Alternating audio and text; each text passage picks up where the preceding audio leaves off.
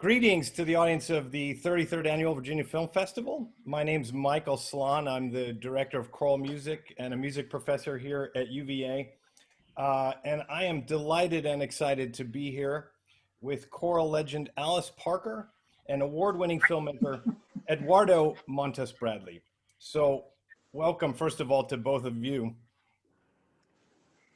Welcome to you. Thank you. So we've just seen this beautiful film on Alice.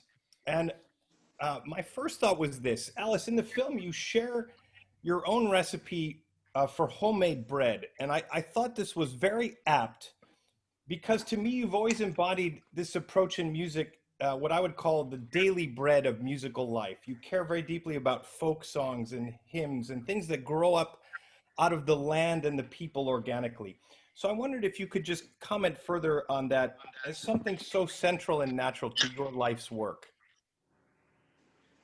I'd be glad to. The adjective that I really like is homely. It's usually used in other connections, but I have such gratitude for the fact that I met Robert Shaw when I did. I had just come out of college where I'd been studying an excellent course with about history and aesthetics and all of that.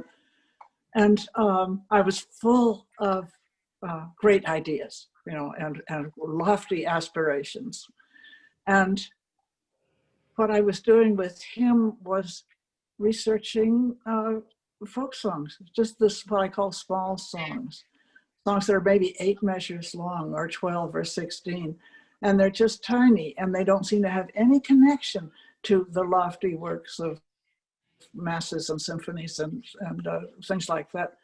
But actually, they're the seed of the whole thing, and I would never have realized their importance unless I had been really almost forced labor to work in them for 20 years with Shaw. And I got deeper and deeper into these tiny melodies, and I realized over and over again how everything else grows from that.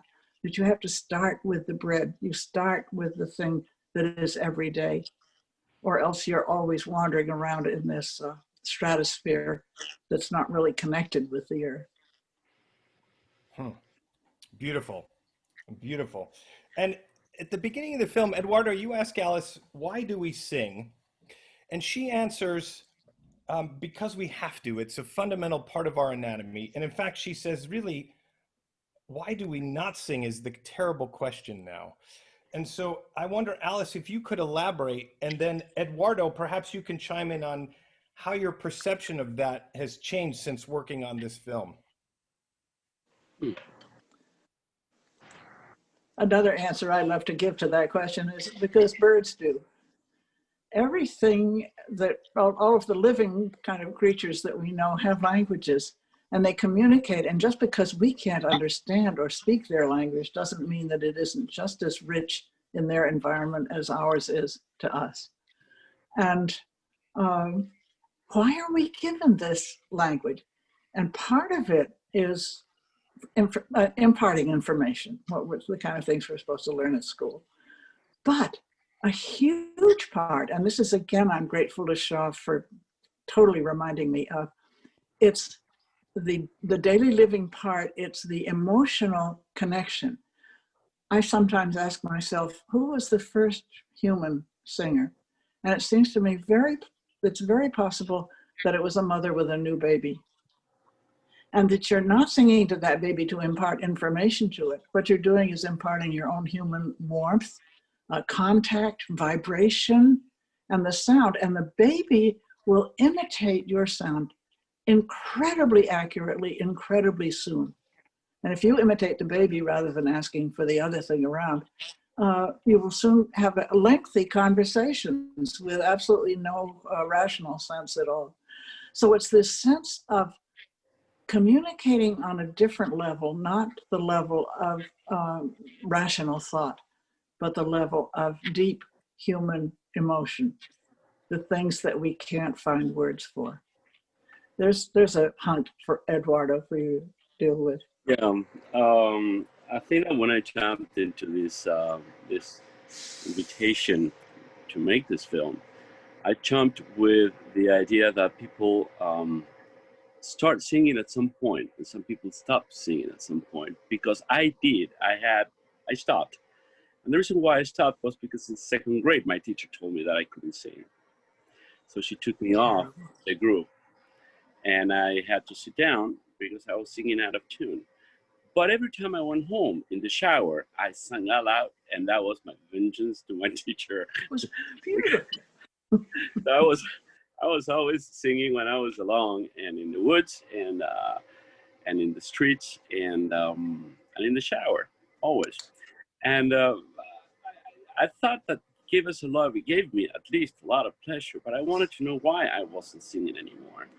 And that is something that I brought into this film as a question. And I think I came out with a beautiful answer, because now I'm singing again.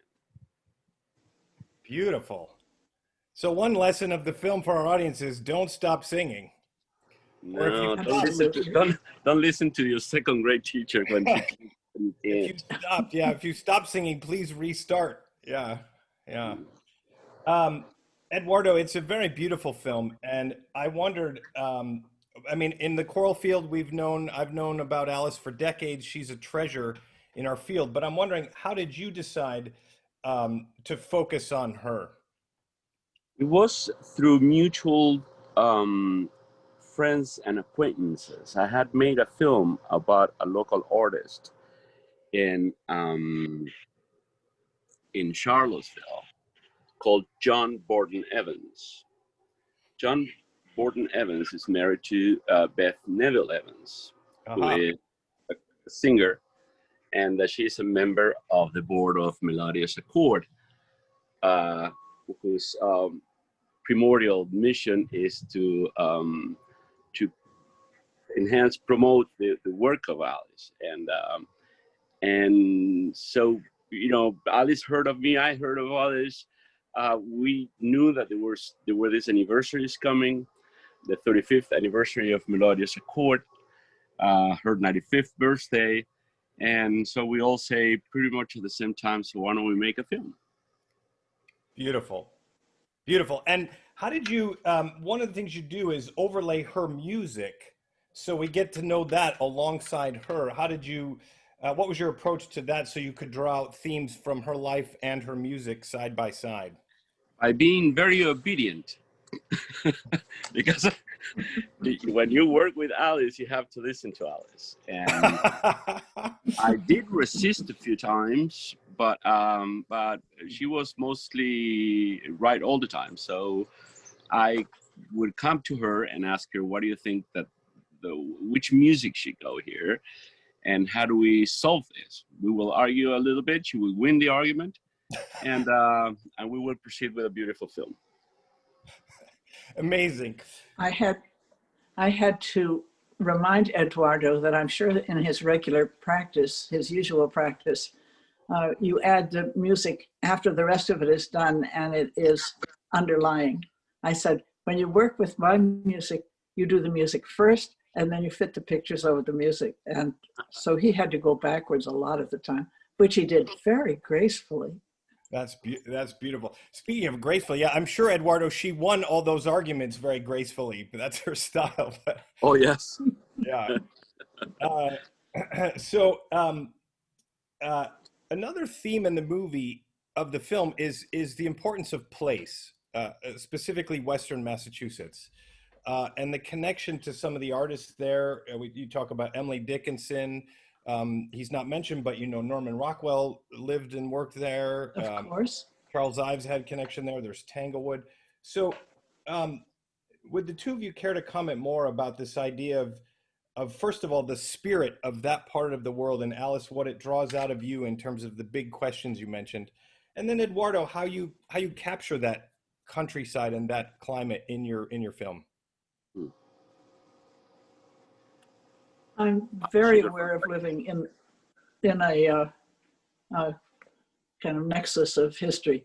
There's so much intellectual history connected with New England, and I think it's also values that tend to get overlooked in our urban culture, our fast-moving culture, our loud culture, a lot of this very forbidding granite landscape. I lived in a town where there's almost no level ground at all.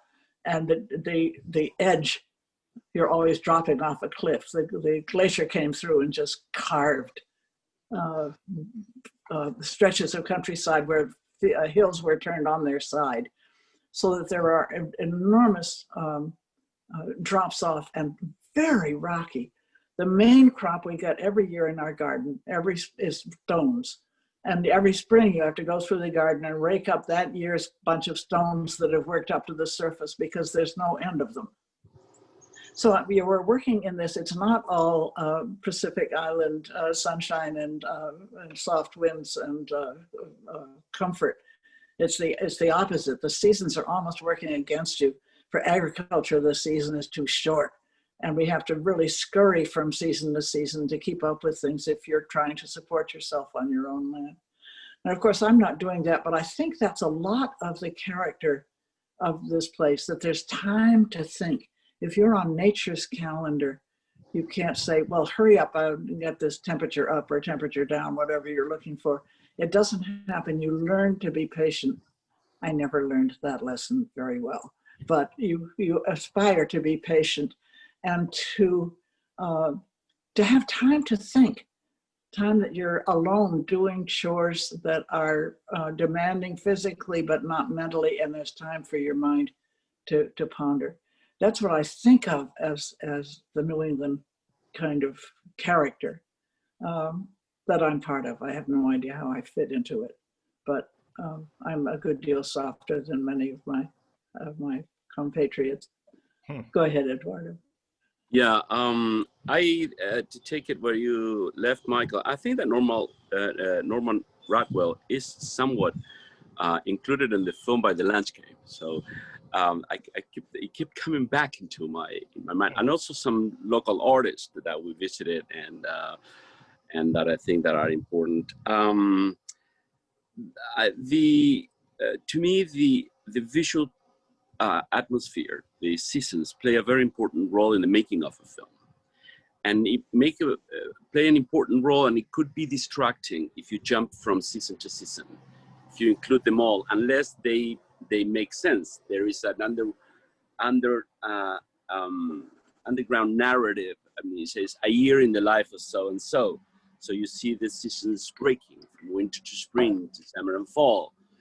But I thought that there was something very intimate in the idea of spending time with Alice, and the idea of the winter and the snow outside when she's standing next to the window and she's looking outside, and the wind is blowing and the snow is falling. That somewhat propels this notion, this concept of intimacy, that we're there, that we have to talk. And I think that winter is the time for thinking, for talking, for composing, for filming. Also, my ancestors, the Bradleys, come from the same area. So there was always a fascination for me, in me. They come from Essex County, the Bradleys, of the Montes-Bradley. There was always a fascination that with Emerson, with Emily Dickinson, with Norman Rockwell that you mentioned before. So to me, it was an assignment. It was in my bucket list to make a film entirely in winter, in the snow, with a beautiful and talented New Englander composer and teacher and director. Right. I can tell you, as a boy who grew up in Buffalo, I'm very sympathetic to the snow scenes. That does my heart good as well. It's some people may not appreciate that season. It's very beautiful.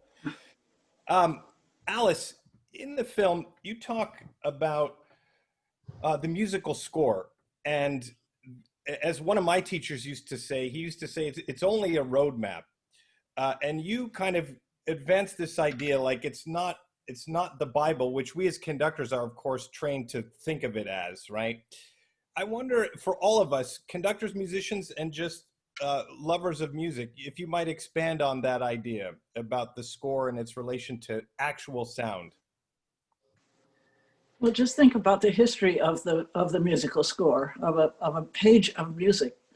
If we go back only to the time of Gregorian chants, say 8 centuries back, 9 centuries back, that notation is just beginning to develop. And we have no idea how anyone would have interpreted it in that time. No, actually we do, because there's been practice that has been carried on through the centuries that gives us a fairly good idea of what it was. But everyone who looks at that old notation interprets it in a different way. There's nothing final about it. The page looks as if it's captured the music. But I have this feeling that there is about 5% of the music that is capturable on the page. There's no markings for the mood. There's no marking for carrying from one phrase to another. There's no marking for all of the things that make the music speak to us. Another way of proving that is the way a computer will play back a page of music that is on it. Then you're getting page values back, and it is dry and sterile, and all I can think is that's not what I meant at all. It's just not there. Another way of looking at this is thinking of someone who is collecting songs, say in Appalachia in the middle of the 19th century, and you go and you find an old lady sitting on her porch and she knows some wonderful ballads, and you know you can't stop her from singing. She's going to keep going. So you're taking frantic little notes trying to get this so that you'll remember. When you get home to your cabin that night and try to decipher your notes, you can fill them out. And you can maybe write some music of what she was singing, and you show that to your friend, and the friend cannot hear the woman singing from what is on the page. The woman has disappeared. All that's on the page is this little, like the froth on the wave in the ocean, instead of the whole motion of the wave and the tides and winds that propel the waves. So the music, the real music is unnotatable. Music is that which cannot be notated. And the notation should be at best like a little memo page that reminds me what I want to get when I went to the store. But I knew already what I want, and I know already how that recipe is going to taste when I make it. I do not eat the recipe. I have to make the food, and then I get the benefit. Yeah. Wow. I have a love-hate relationship with the page. It's what I use to transmit my music, but it is so inefficient and so limited. That's a beautiful answer. It's beautifully stated. Eduardo, to switch to the art of filmmaking, maybe you want to relate that, but I also wanted to ask, your career has in many ways focused on biographical documentary filmmaking. And I know you've done some of our local stars here, Rita Dove and Julian Bond. I was curious if you can kind of expand for our audiences how you've chosen to make that a large part of your life's work and why. Well, in order to understand a community, you have to understand the individuals that make up that community. So throughout my many different places I lived in, was born in Buenos Aires, and, then Rio, Europe, different cities in America, Denver, New York, Los Angeles. I've always looked to try to understand what was going on at a national and a global level by understanding or trying to understand or learning from the people around me. And I'm infinitely curious. I'm more interested in the development and the personality of individuals than in movements, which is something that Einstein would have done, or I think that by spending, it's going to be a year this week, I think, by spending almost a year with Alice and with the members of the board and some of her friends and her daughter Molly, I learned so much about New England, my past, myself, this country, the time we're going through right now, what needs to be changed. It's a learning process. I'm not an evangelist. I don't make films to convince people of anything. I make films to understand.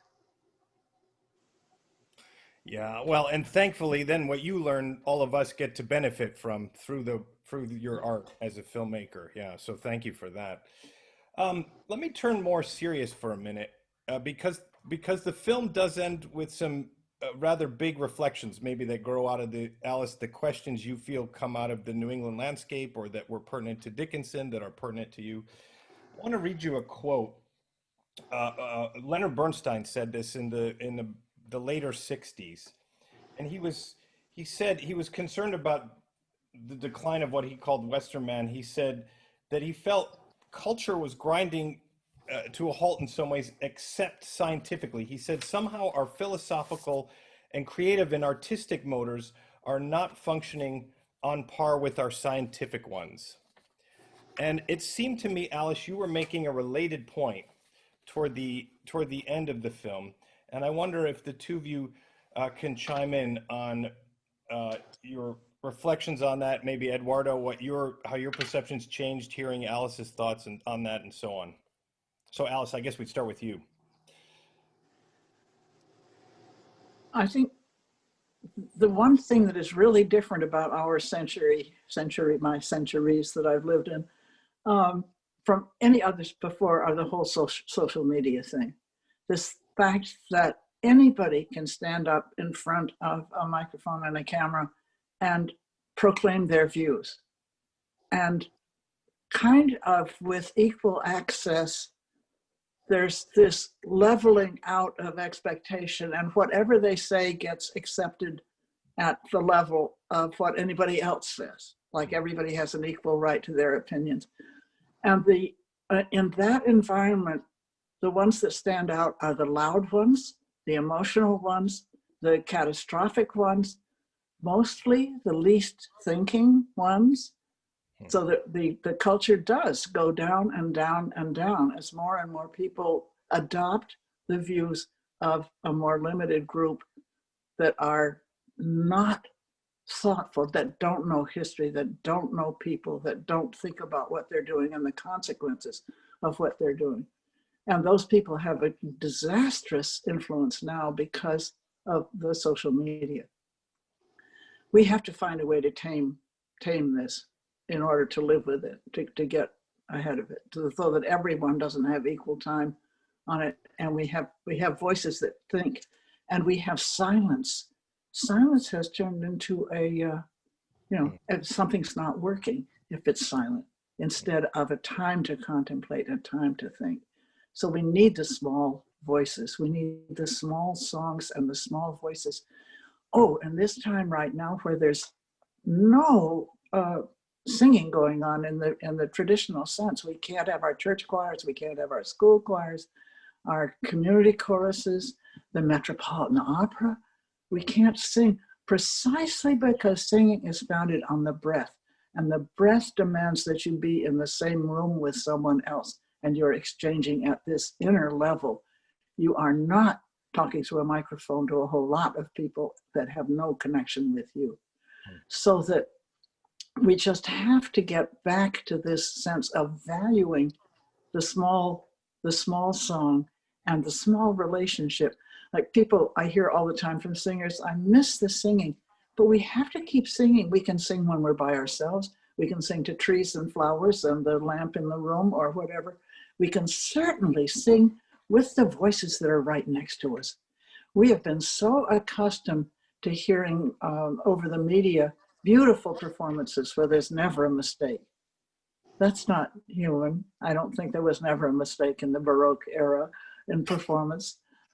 There's certainly a whole lot of mistake you can put up with in an ongoing performance that is absolutely wonderful. So it's this, we're concerned with little things instead of the big things.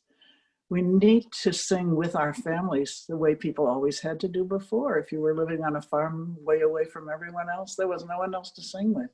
And then you rejoiced when you got with a whole group and could hear the bigger sound again. But we have to keep singing right now in whatever way we can. I got off the point, sorry.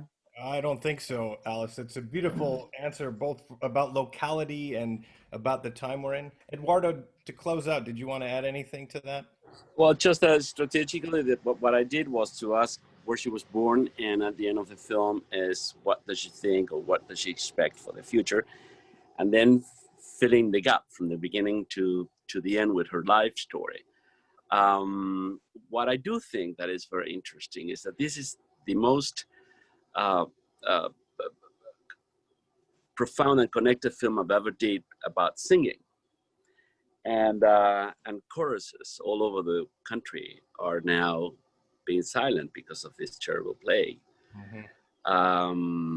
So I think that we're living in a very, very peculiar moment, and that this film will find its audience in a renewed future when we can all get back to our chorus line, churches and universities, and start singing again. Yes, indeed. Yeah, as a choral conductor, I could hardly agree with that. I hope that there's going to be a new hunger for singing together, because I'm sure there will be. yeah, even though this isolation is necessary, it has dehumanizing values, and I think even in ways we don't realize, we're missing that invisible power of music in our daily lives. Yeah. So, all right. Well, I think we're just about out of time. So, on behalf of everyone watching, I wanted to say thank you to the two of you for such a beautiful conversation. It's an honor and a wonderful experience to be with you. And thank you for this film and for both of you for your life's work in your respective arts.